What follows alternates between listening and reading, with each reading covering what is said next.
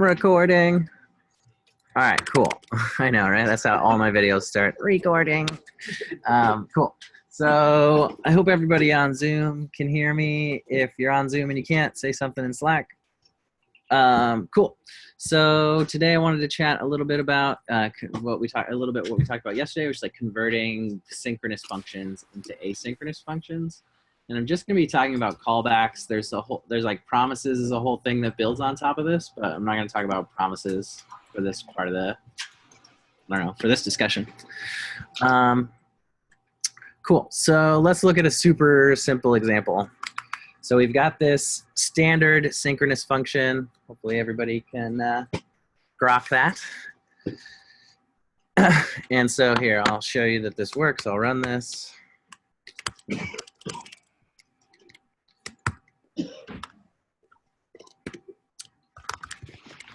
So pipe to node. So I put this in my clipboard, I'm just copying it, and then I'm using the paste command. Oh God, go away. Oh dear God, go away.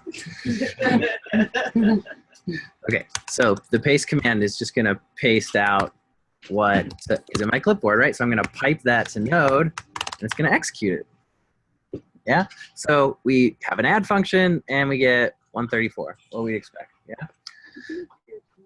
My terminal text a little bigger? Great. Okay, cool. So now let's look at an asynchronous version. So like asynchronous may be a bit of a misnomer here, depending on what you're talking about, but we can at least think about this new version of the add function as at least asynchronous compatible. That's awful. Man, that's loud. Okay, so what have we changed here? We take A and B, and we do the same work, but instead of returning it here, we're just calling the callback function that we got as our third argument.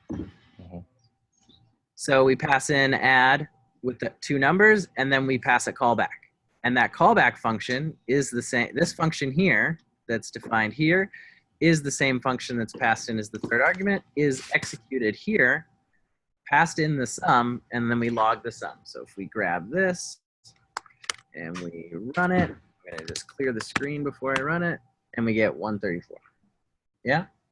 So let's sit here for a second, because this is the core. This is the crux of what we're talking about. The two differences here. So let's ask questions, or let's dig into this.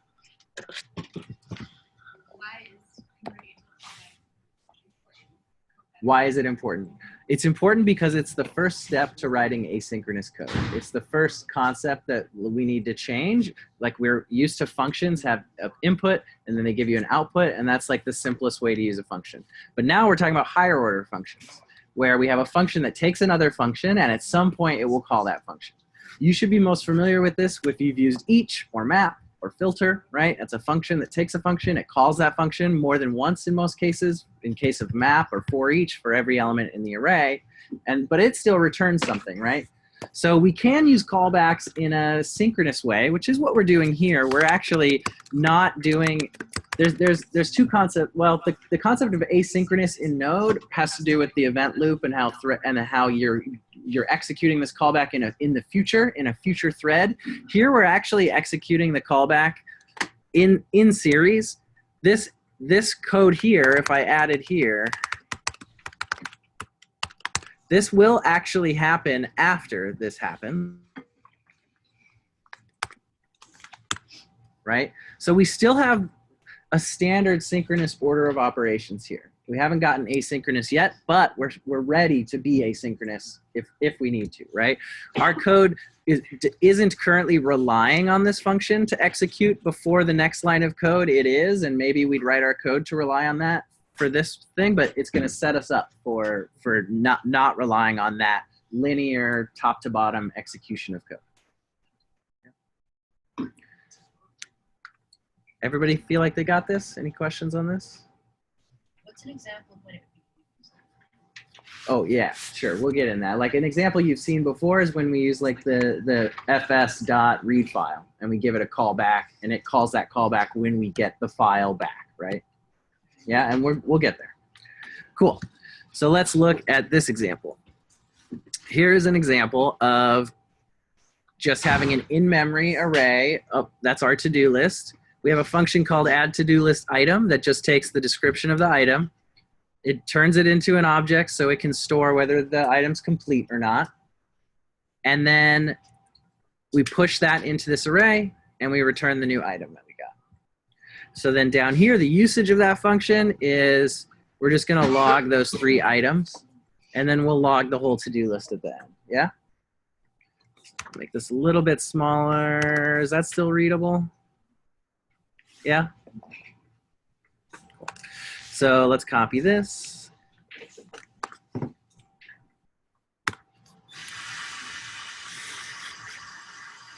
Cool.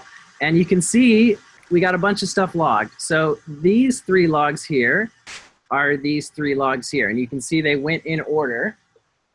And then at the bottom, we got back, we actually logged the actual to-do list array, which has all the stuff in it.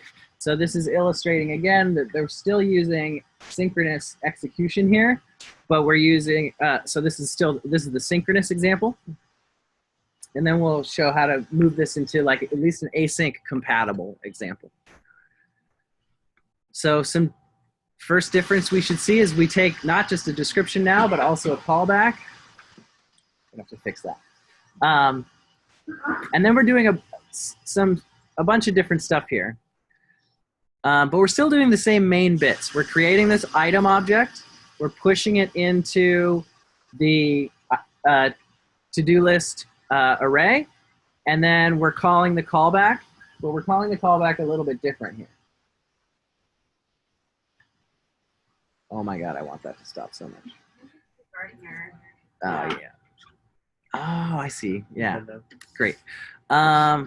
Cool. So let's look at these differences. So here's the usage difference. We're going to call add to-do list item. We're going to give it the to-do list item text, and then we're going to give it a callback. And that callback is going to take an error if it happened and the item that was created. That remote. And so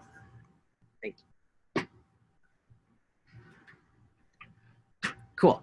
And so we call this add to-do list item. We give it the thing, and then it takes the description. It does the same thing we did before. It puts it in the array, but then it calls the callback with the item as the second argument. And here we're using try catch to catch whether or not there was an error in this code that we're trying to execute in the actual adding of the item to the to-do list. And if there is an error, we're going to call the callback with the error. So this is a bit of a sort of separate piece, which is like how do you do error handling with asynchronous code. And we can talk about that more in more detail. But here, the thing you need to recognize is that if we had a bug in this code, right? Let's say I had to-do list instead of to-do list, right? So now I have a bug in this code. So I'm going to run this, and you'll see I get this error, to-do list is not defined, and the program stops. As soon as we try the first time, we don't even get to the console log. We just get in here, we do the first one, we hit this error, the error is thrown, and it goes all the way to the top of the program, and that ends the program, right? Everybody follow that? Cool. But down here, since we want to be asynchronous compatible, we don't want the error to be thrown and stop our program. We want to receive that error and be able to handle it. Yeah? In this case, I'm actually just throwing that error, but let's look at the difference. Let's run this, and we'll show that it works, and then I'll introduce the error. So we see that we got that similar output we got before. It logged from here, here, and here are the first 3 logs, and this final log is showing that the to-do list has the items in it. I'm going to introduce that same error.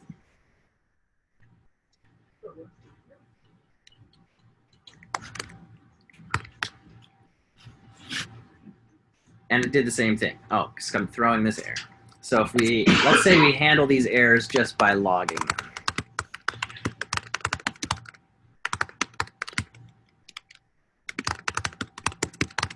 Yeah?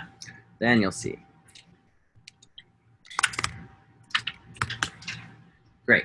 So we obviously got 3 errors because the bug exists for all 3 things. But you can see that we did get to the end of our program, and it did log this array. So we've stopped that full program failure by catching those errors, right? And so the reason we have to do this, even though this could be used and is still executing synchronously, is that when we get when we actually are doing something asynchronous, we're not going to get the error now. The error is going to be thrown later. So it'll be disconnected from the code that started the process to when that error is thrown and how it's handled.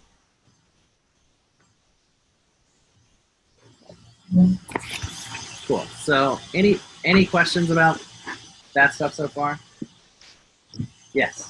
So the idea that if it throws an error, like the app still keeps functioning, but you're just alerted there's an error. It doesn't mean the app has to keep functioning. It just gives you the option to have the application keep running, right? If it's really a critical error and we can't keep running because we needed this to happen successfully, then we can throw that error and we can have the program exit, or we can do whatever we need to do, but we want to give ourselves that option to rescue from the error if we need to, right? But really what we mean is we want to give the user of our function, right? Because in a lot of cases, one person's writing this and another person's using it, right? It's a library that we're publishing or something. So we want to give the user of the add to-do list function the error itself so that the user can decide, hey, there was this error, what do you want to do with it? Do you want to end your program or do whatever you want to do, right? In the case that I was showing earlier, I actually, if I code this way, it means I want the program to exit. So this should work the same as it was before. It's just got it's got a fair bit of extra plumbing around it to make it to work toward being asynchronous, compatible for asynchronous program.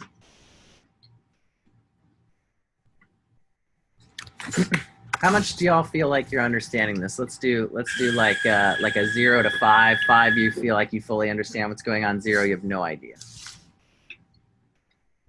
Cool. Lots of 3s. Great. Cool. Anybody sitting around at 2 have any questions or any way that they can help me try to clarify? You got to see it in action more. Okay, well, let's keep going through this.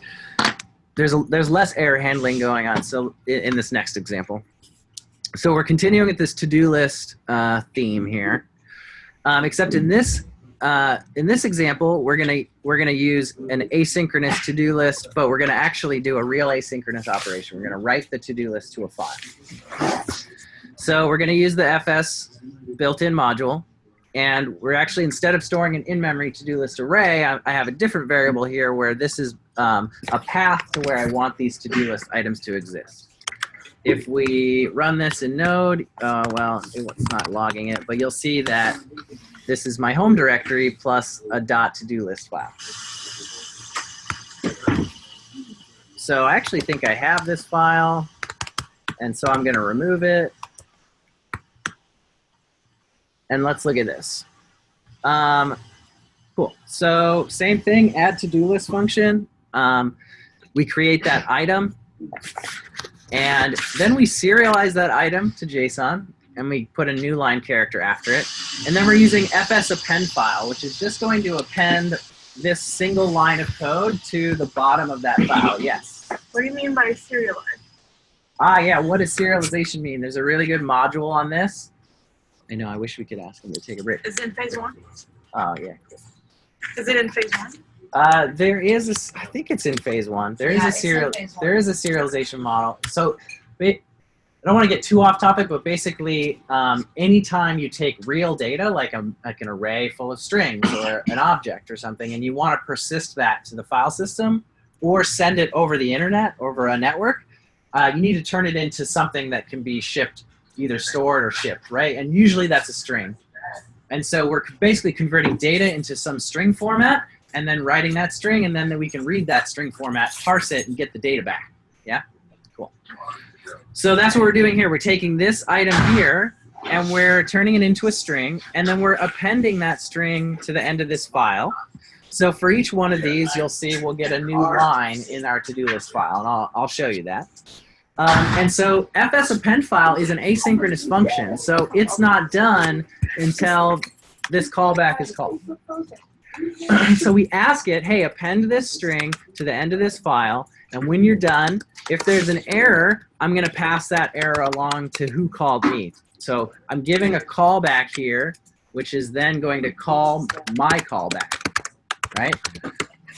And so if there isn't an error, we're going to give no error, and we're going to pass the item back. So in the usage example, we want to add this to our to-do list. If we got an error, we're going to throw that error. Otherwise, we're going to log that item. Yeah? Following? Question? Cool. So let's run this. And it logged these 3 items here. These 3 logs here are what you're seeing here. And if I cat the to-do list file, you'll see those 3 objects as JSON were appended one at a time, 1 line each into this file. So that's a real world example, right? I think a lot of you have done the to-do list module where you're writing to files. Anybody done that? A couple of you, okay. So this is a real world example of an asynchronous function. Yes, Ethan.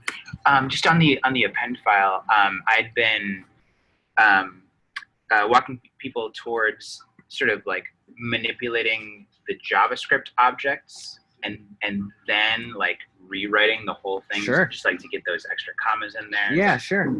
Yeah, so that's a good observation. Ethan just said he's been, as folks have been going through this, and there's an exercise, a module similar to this where we're writing to-do lists to a file. Ethan was just saying that he was recommending folks just write the entire data object, suck in all the data, have it be an array or something, and then write that whole array, which is a little bit different from what I'm doing here.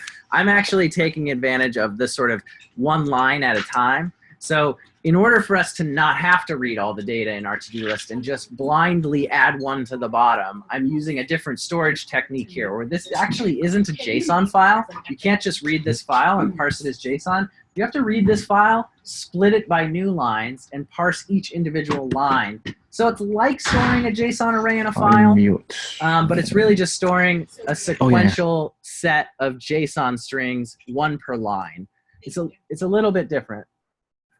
And I'm only doing that just because I wanted to show you. It may not be the best way or the most useful way to do that full to-do list command line CLI application, but it's useful for me, and just I wanted an excuse to use an asynchronous function to show you as an example.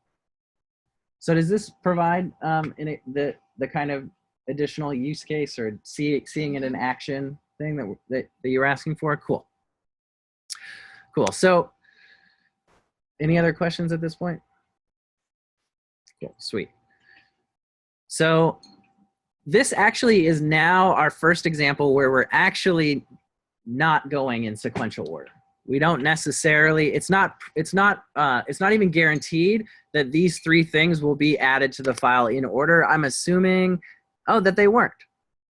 Oh, good. Okay, great. So you see how play more cornhole was the final one, but it actually got appended to the file as the second item, right? So we're starting to lose our our easy A before B, before C sequential top to bottom execution of our program. Things are starting to be dependent on other actors on the computer, right? The file system, Node talks to the file system and asks it, it's an API it uses, could you please append this to this file? And the file system, which is probably run by the Linux kernel, is an external thing that you don't have control over, right? Same thing with talking to external resources. If writing these 3 things to this file is analogous to making 3 HTTP web requests, you can't rely on the fact that Google's going to answer at the same speed that Yahoo is. So if I make those 2 requests, I'll get them back in the same order.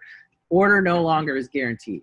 So we have to be able to write code where the order isn't guaranteed. We're doing asynchronous operations in parallel, waiting for them all to complete in whatever order they complete, and then going to our next step, right? So we're managing, this code is serial, this code is parallel, and we've got to be able to like switch between those 2 approaches. Yeah. So I'm just super new because I haven't gotten. Yeah, this is this is a little early for most of the phase 1 curriculum stuff, but we talked about it yesterday and people were really wanting to know more about it, so that's why I'm talking about it. So this is stuff that that is talked more heavily about in phase 2, is asynchronous programming.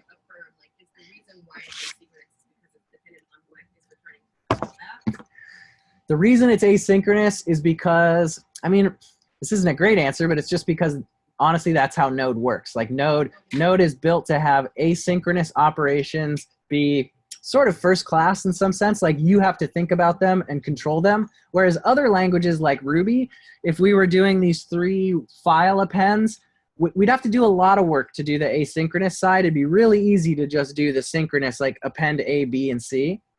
And so one of the reasons why Node is advertised as being very fast is because you get once you master this, pretty easy control over the async versus parallel operations. And so the easy way to do this in Ruby is to just do them one at a time, and it's pretty easy in Node to do them all in parallel, which ends up being faster. And so that's where you're getting a lot of the speed, is that almost every library that you're going to use that someone else wrote, like Express or something like that, is going to be using parallelization and asynchronous programming as much as possible, and so you're going to get a little bit of a speed increase. Yeah. So you were saying we can't control the order in which things come back, but is that we can if we wrote it into a promise, right? Well, so if we wanted to make sure that these 3 things went in the right order, we could control that, right? An easy example, and this won't be the most beautiful code in the world, is that we just do the first one, and then we do the second one, and then we do the third one. Right, so this would be an example of waiting for the first one to complete, and then in that callback we start the second one, and in that callback we do the third one, right? So this is how we would have to do it if we wanted it to be in series. So let me make sure. Let's just execute that, and now we should have 6 things in here, except these are in the right order now. Does that take away from the point of doing asynchronous if you're saying run this first?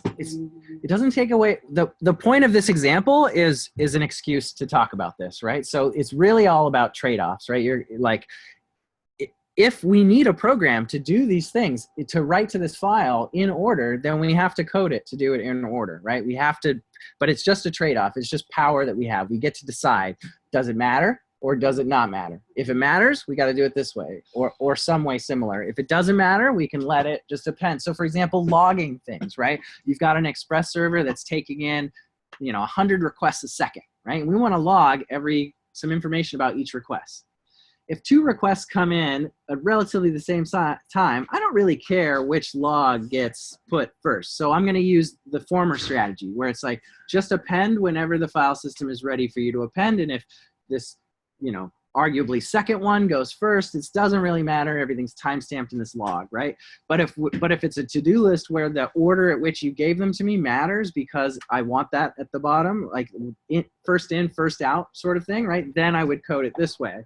Now, promises will make it easier for us to do that in terms of syntax, but it's effectively the same thing. Yes? Let me use an example of asynchronous approach versus parallel processing. Okay. And just want some clarification. Like there is a difference between parallel processing and synchronous. Yeah, I'm not talking about parallel processing, which I guess so when I talk about asynchronous versus synchronous, I'm talking about just strictly within our program, how we're telling our program to do things and in what order, right? The way I'm not talking about actually doing any multi-CPU core execution. That's at a much lower level, and I don't think Node takes advantage of that. But I honestly don't know. But this is what I'm talking about. In this code here, we are saying in parallel, do these 3 things, and you can do any 3 of them as fast as you want. If we move it to this code, we're saying you must wait until this is done before doing this, and likewise for this, right? So promises are going to make it a little bit easier where we're going to be able to say things like, add to-do list item A, then make a function to add to-do list item B, right? And we're going to get a little syntactic sugar here where we're effectively doing the same thing, but we're able to do promise chaining. If this doesn't make sense, it's fine. We'll get there. I don't want to talk too much about promises, but you'll be able to say, hey, I want to do these in series, or you'll be able to do something like, hey, I want to do these all in parallel, and just wait for all of them to be done no matter which one got done first, right? So there's some syntax here that you need to master around controlling whether or not you care that these things happen in order or that they happen in any order. Cool.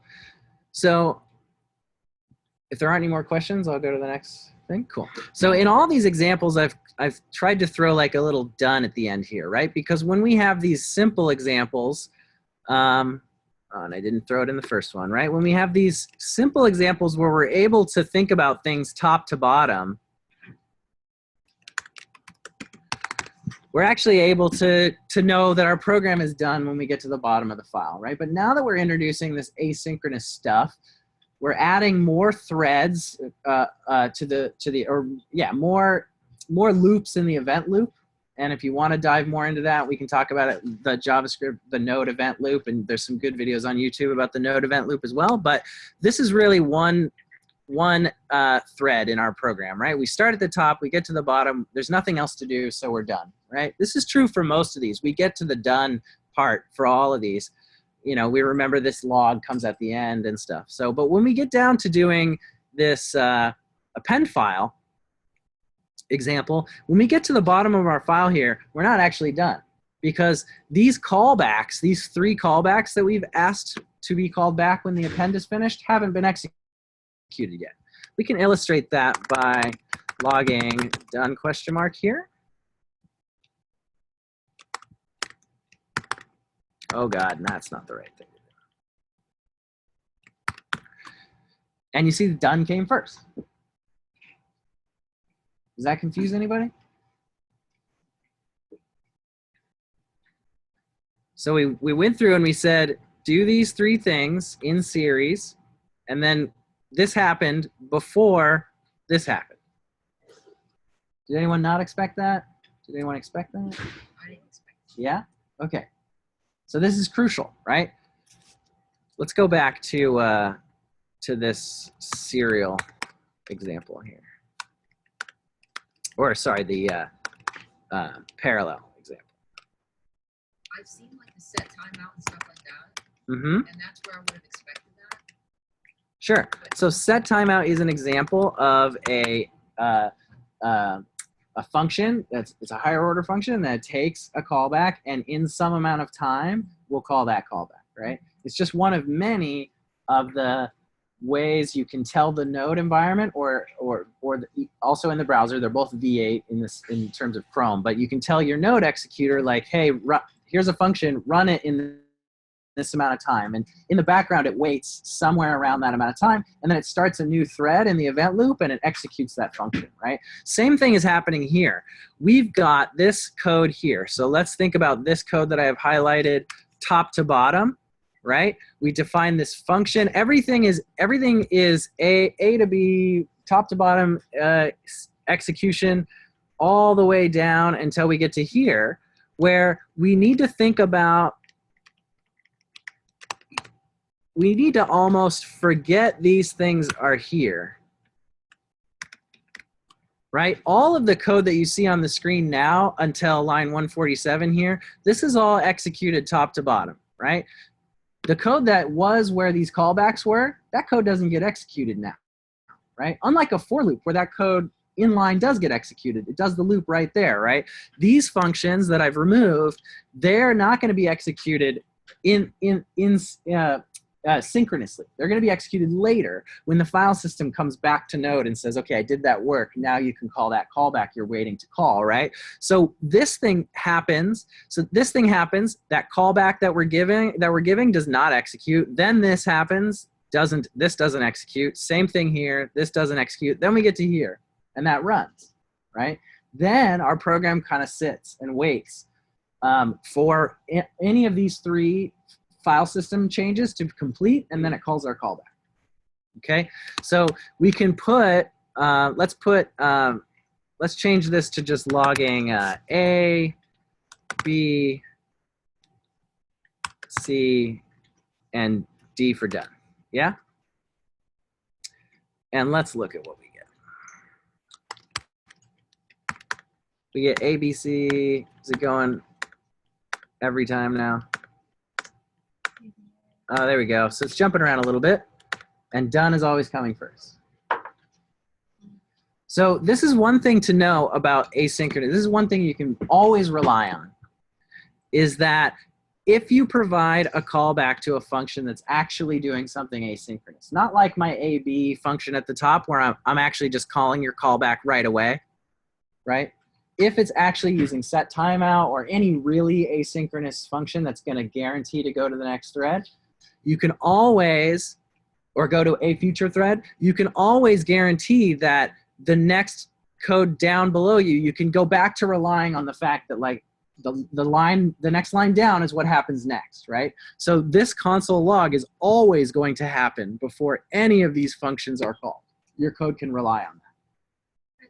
Things like math, like that have callbacks in it. That's not an asynchronous function. It's more like this function where we're still using callbacks to get our data back, but it's happening right away, right? So you can think of for each as like this. So array, so in arrays, like for each function,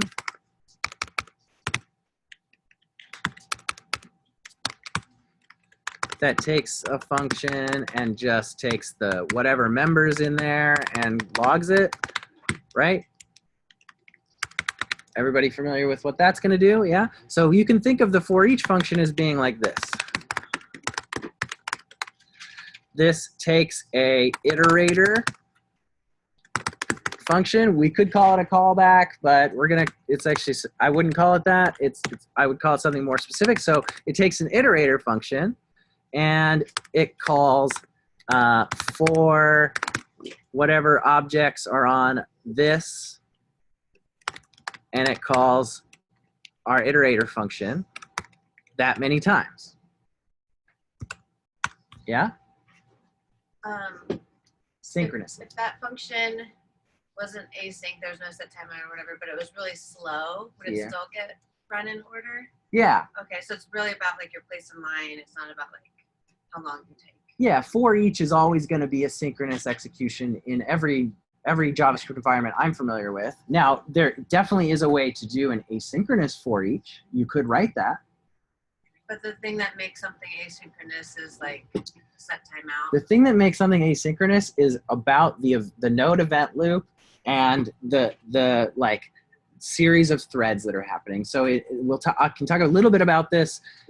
JavaScript runs not like a normal, many languages just run top to bottom, and if you need them to do something asynchronous, you have to set up the plumbing for that. You have to set up an environment where a loop is happening and we're doing things. But Node has an event loop, and the browser has something very similar where your program starts and we execute from top to bottom, and if there's nothing left to do on our queue of work to do, then the program exits. But down here, when we use fs.append, or if we use set timeout, we're adding something to this list, this queue of work to do. So if we say set timeout, 2 seconds, run this function, the thread runs top to bottom of that file. It runs out of code, that thread is complete, and now we're just waiting for that 2-second timer to go off. But we know we have that in our queue, so our program doesn't exit. And then when that timer finishes, we start a new thread, and the thread starts by calling that callback. Same thing with the file system. If we ask it to append to a file, we know we've got that on our queue, so the thread loop is paused or waiting, and maybe it's doing some other work in the meantime, and then when that event happens, it gets put on the stack of work to do, and the event queue gets to it. Do the file system functions, do they all have like a set timeout with the 0 in it?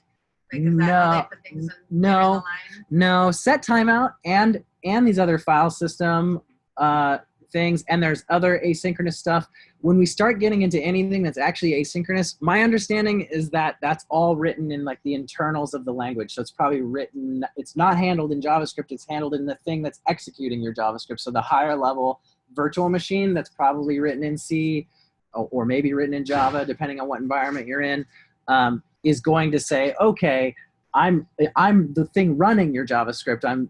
I'm simulating that world for you. So I'm gonna go talk to the file system and put something on that event loop. It's not something we really have access to, right? Will it say whether a function is asynchronous or not? Like, how do you know whether something's So no, the node docs always tell you whether Okay. something's asynchronous or not, but you can always play with it. You can always do something like, for example, if we didn't know if this add function was asynchronous or not, right? If this was a black box to us, we could do something like this.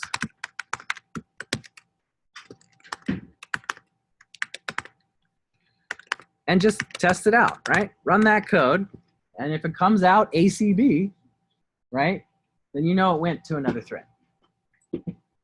That's pretty much guaranteed. There's no way for this function to be executed in this existing thread unless it's executed right here.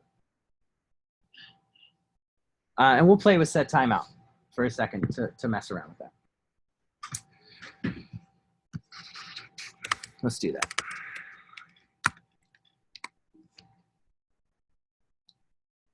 technically like things that are higher order functions that aren't asynchronous are still called callbacks?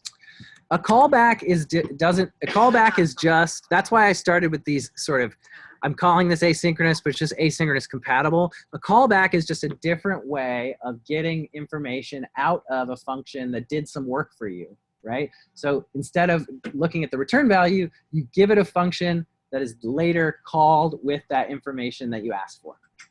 Yeah.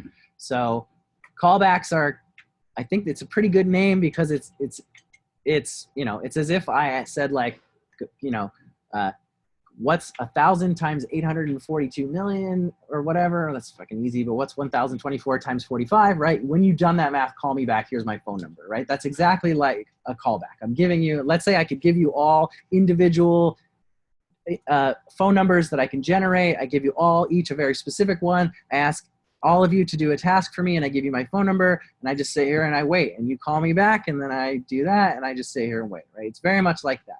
And so we'll start getting into like nested callbacks where, like, for example, we covered one of them, right? When we do this append, this is a nested callback. Someone asked us to add this item to the to-do list, and they gave us a phone number to call them back on, and we took that and we held on to it. We asked the file system to append this to the file, and we gave it our own callback. So when it calls us back, we get the information, and then we call forward to our callback. And so you can chain callbacks that way. Does that callback chaining make sense to everybody? Any questions about it? Okay, cool. So there's one other thing that I wanted to talk about. Yes. This is a random question, but do you ever see the whole callback function thing being abstracted away? Oh, Like in the next versions of JavaScript or something? oh. Or do you feel like it's something that's like here to stay? So yeah, this is a bit of a tangent, but in the current like ES 2017 spec for JavaScript, there are these special keywords called await and async, I think, and they allow you to write asynchronous code as if it was synchronous code. And so and it does a lot of like magical stuff. I think it's actually supported in Node now, but I'm not sure it's supported in all browsers. But you can look it up. Await and async are special keywords that it basically does promises under the hood in a lot of cases, but it'll allow you to say like, do this async task and just sit here and wait. And then the next line of code, do this other asynchronous task. And it makes it so you can write asynchronous code like you would in other languages in JavaScript. It's a new thing. I know that Jeffrey and Trevor use it in IDM and game, some of the internal software we use here. So I actually have never really used it. But it is coming down the pipeline, yeah.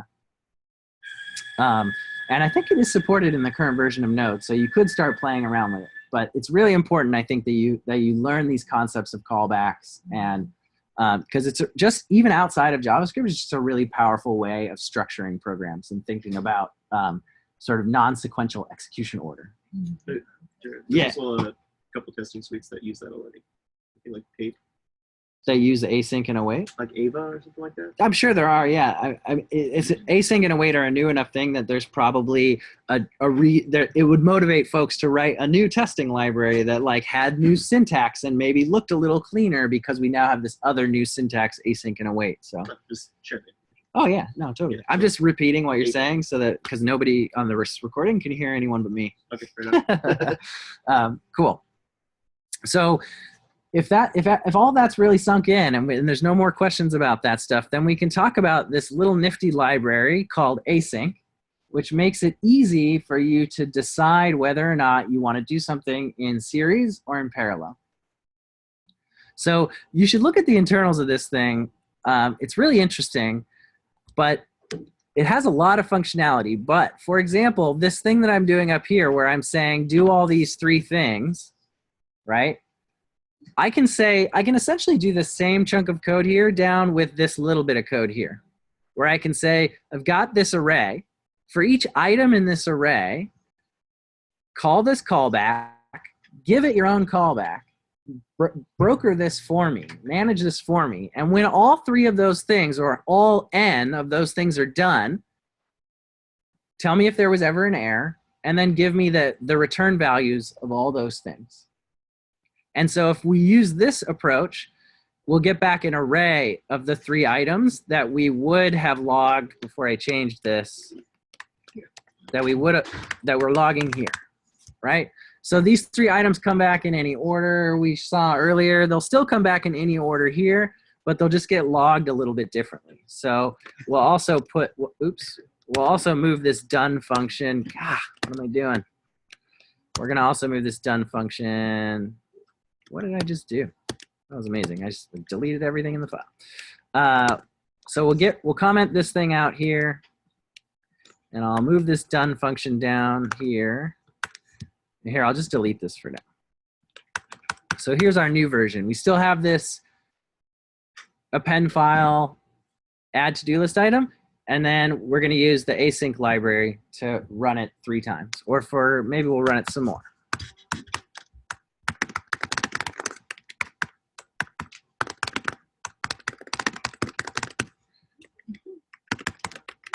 Okay.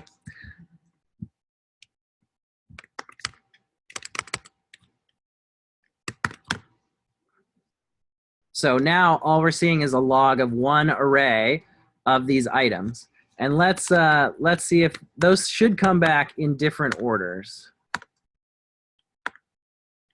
But maybe this async library is doing it explicitly in order. It looks like it is. So there's probably another async function that would do these in parallel. It's probably doing these in sequence. I don't know. I'd have to look up the docs. I use promises for most of this stuff because promises is an alternate API that helps you decide whether you want to do something in parallel or in series. So I actually have used this library very little, but if you're still new to callbacks and you want to play around with this stuff, the async library has a lot of cool examples of stuff to play with that doesn't require that you understand this thing called promises yet. So this is where I would start introducing yourself to writing asynchronous code. So there's a couple of good examples of using pre-provided asynchronous functions like fs write file and stuff like an fs read file. So play around with this async library if you want to dive deeper into this.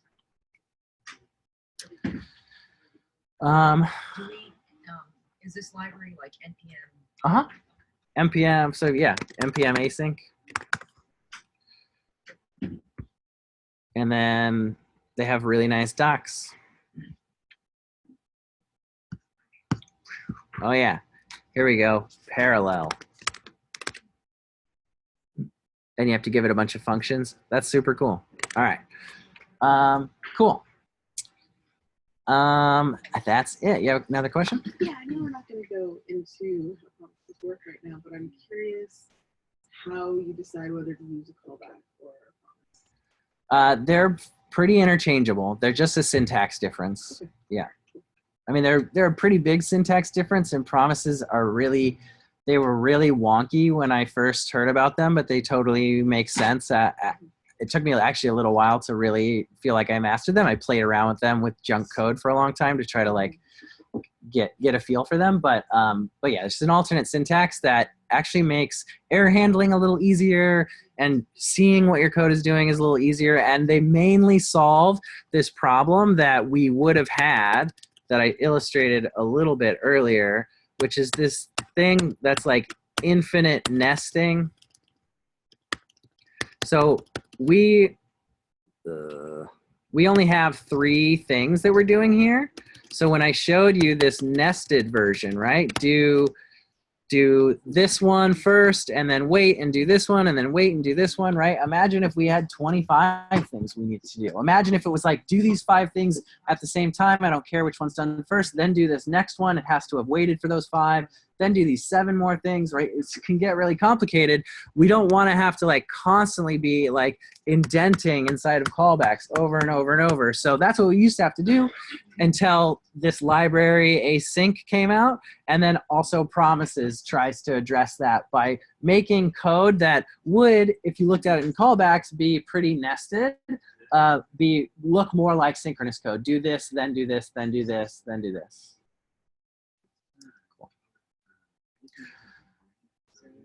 Cool.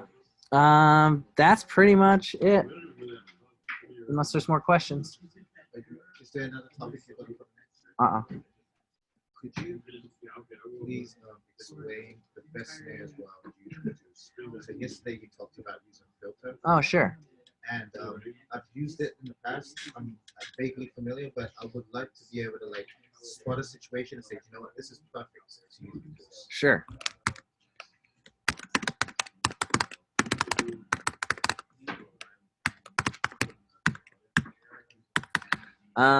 Cool. So we'll start simple. If we wanted to add all these numbers together, we could use reduce. So we take a function that takes the sum and the number and returns the sum plus the number, and we tell it to start at 0. So if we run this,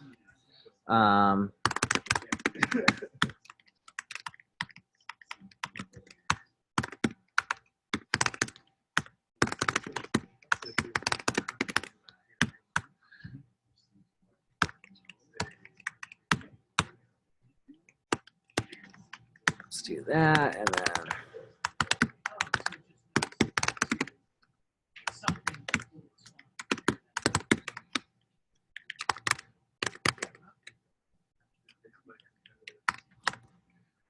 we get 21. I assume that's right. So we can actually also not give it an initial value in this case, because reduce has this interesting characteristic to it.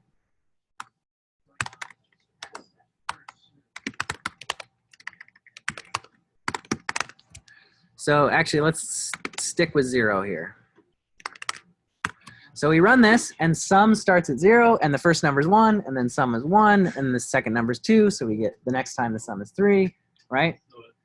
If we actually get rid of the 0, filter does this really, reduce does this really interesting thing where for the first iteration, the sum is the first element in the array, and number is the second element in the array. So it gives you the first 2 elements in the first iteration. Then it takes the return value and gives that and the next version, right? So it's like this one exception, which is actually quite nice for something like a sum, because our first number is 1. We can start there and add to our second number. We don't need to start with 0. So you could do that with strings, right? If we wanted to sum a bunch of strings,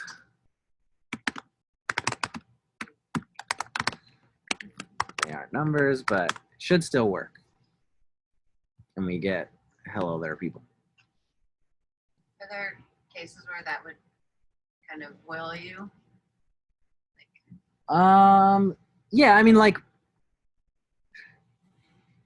yeah, it might be not what you want, in which case you should always provide, you know, some, you know, beginning thing.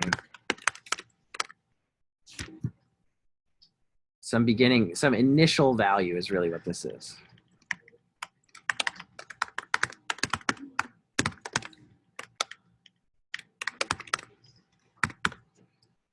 Yeah. Another good example for reduce would be, I'm going to put this back to numbers, would be max.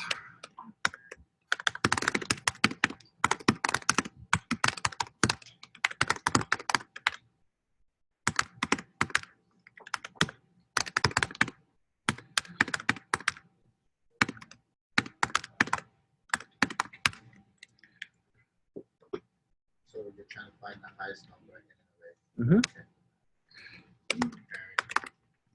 First number, second number.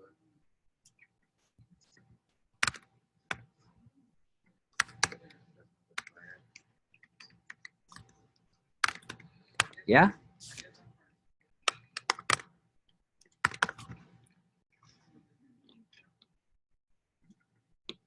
So we just go through the array and we return the biggest number.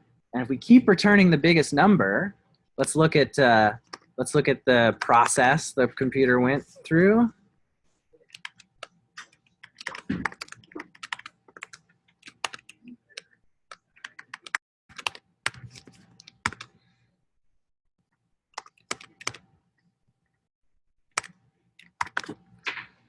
What?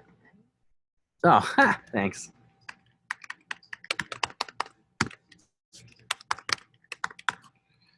And so n started with 10, right? Because we didn't give it an initial value. And it compared 10 and 1 and returned 10. 10 and 2 returns 10. 10 and 23 returns 23, right? So we're just holding on to, like, reduce just has this single value. And every time it goes through, whatever you return becomes that new value, right? So the initial value of 0 in the first example line 10 had nothing to do with the index. It's just Nothing to do with, no indexes are being used in any of these examples. Yeah, yeah. This is just our initial number. If we wanted to give this is our initial number, it's just going to start with that initial number and we're going to get a huge value, right? Cool. So that example that we had where we had that large JSON with all of these contacts. Yep. Like, this is a very clear example. If you have numbers and you want to add it together, compare numbers. Sure.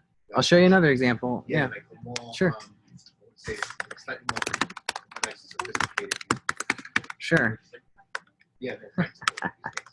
What, you don't want to sum numbers? Yeah, of course. but they don't have it.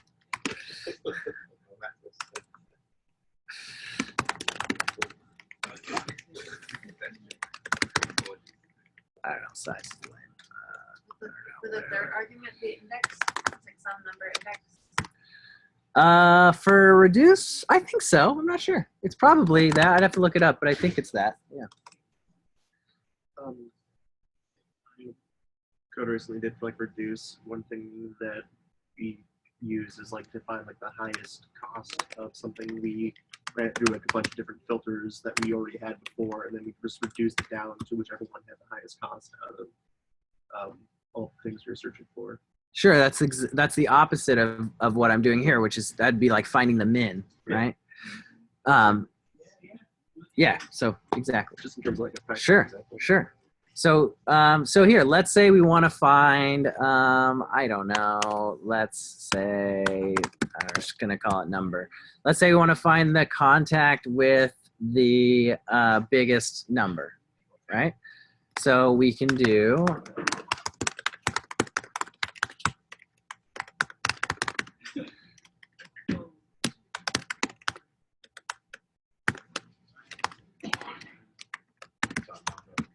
right? Something like that, right? Okay. Another example of using reduce on a set like this is like, let's say we wanted to find, we wanted to collect all the names, right? I'll show you two ways to do this, right? The way I would do it is I would do a filter, or not a filter, I would map each contact to the contact's name, right? And then I would, right? So that's one way we could collect everybody's names using map, right? But if we want to do it with reduce, just for the sake of it, we could say names. We'll start with an empty array, and we have to always return names, but we'll just say names.push